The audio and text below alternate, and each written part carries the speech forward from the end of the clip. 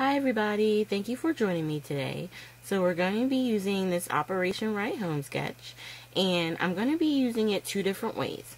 One, what we'll call unmounted, and then a second set of cards that will be mounted with a mat for the three different papers. Okay, so we're using the Kaiser Craft Cherry Tree Lane, and I've taken 3 sheets of the 6.5 by 6.5 paper, and I'm cutting a bunch of the strips, and they're, I want to say, 1.5 by 4 inches. And what I'm going to do is, I've already set them up in the 3, how I'm going to pair them up together. And once I get them all trimmed down and exactly the way I want it, then 2 of them, like I said, will go straight to the card base. And the other 2, we're going to wind up cutting a black mat for them to sit on. Alright, so now that we're done cutting that, I'm going to pull out just a scrap piece of white that I have that can fit the oval die that we're going to cut out. And I'm just looking at, you know, the different sentiments that are inside the paper pad. A lot of times, I know for me, as primarily a stamper, I don't really use those, the cutouts that are in the back. I like stamping. I like the different fonts and stuff like that that I have that I can use with my different stamp sets.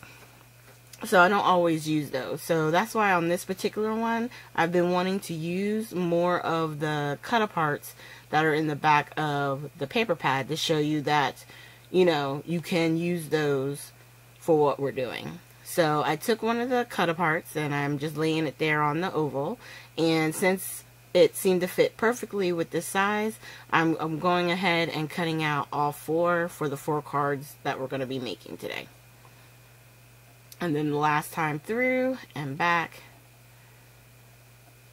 And then we're all done with that. We're going to move it out of the way. Alright. And then now we're going to start putting it together. I like to always run my bone folder on the crease again just to make sure it lays nice and flat. And here we're just laying out the strips to see, you know, what kind of placement we can get. And I realized that it actually gives you a lot of space in between each of these strips of paper. Now on this one, the main one that I wanted to show you was using the black mats for this, and since the strips are 4 by 1.5, I did my mat at 4 1/8 by 1 5/8. I just wanted a small thin strip going around each of the layers. I didn't need anything any bigger because I didn't want to make sure or figure out if I had enough space. I wanted to keep true to the different space that they have in between, but I just wanted to give it a little bit more of a finish. And that little, I had put some lotion on my hands, and so there was that little bit of stain. So what I did was I flipped it inside out, and on the inside, when I go to give this to someone, or if I wanted to mail it out, all I'll do is put in a white card, you know, white cardstock, someplace where I could write, and that'll be covered up, so you won't even be able to see it. So once I ran it with my ATG, I did use the art glitter glue to go ahead and give me some time to move it around, because with the strips, I would say the hardest part is lining it up and making sure that your stripes are even and your spaces in between are even as well. So the technique that helped me on these cards for the most part was I did the top, the bottom, and then I was able to put the middle stripe in, you know, measuring the top and the bottom. So like it was just easier to kind of measure it out once I had the other 2 placed. And then we're just going to line them up. And like I said, if you use the ATG and you find like sometimes when you put it down it's really hard to bring it back up, the best thing to do is to use that art glitter glue or any type of glue on the back, because it gives you a little bit of time to be able to lift it up and move it around without destroying your project. And then we're just going to take some of our tape and put it on the back of the sentiment, which is I love you. and I had tore it just a little bit at the top, so that's why I was putting some of the glue on there to hold it down. And I held it up so I could make the sentiment as, you know, straight on as possible. And then I had just a few small flowers that I wanted to kind of put around, almost like using sequins or something like that, just a little bit of an accent.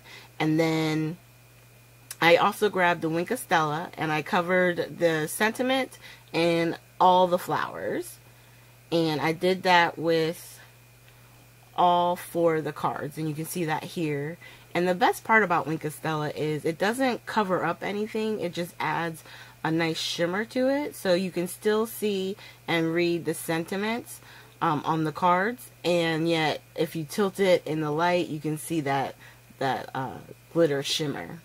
And it dries quick, so if you're the type of person who doesn't want to wait for stickles to dry, then definitely get you some of the Wink of Stellas or the Spectrum Noir, and I think even Nuvo has a clear glitter now that you can get as well.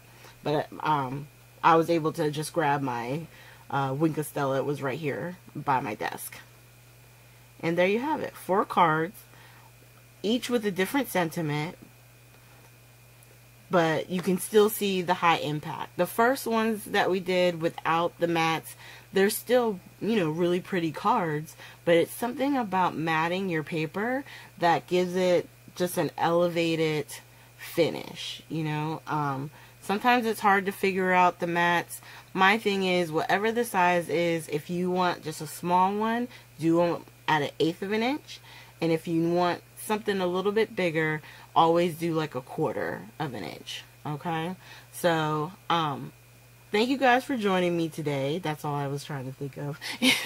At the end here, I'm going to have links to previous videos, or other sketch videos actually.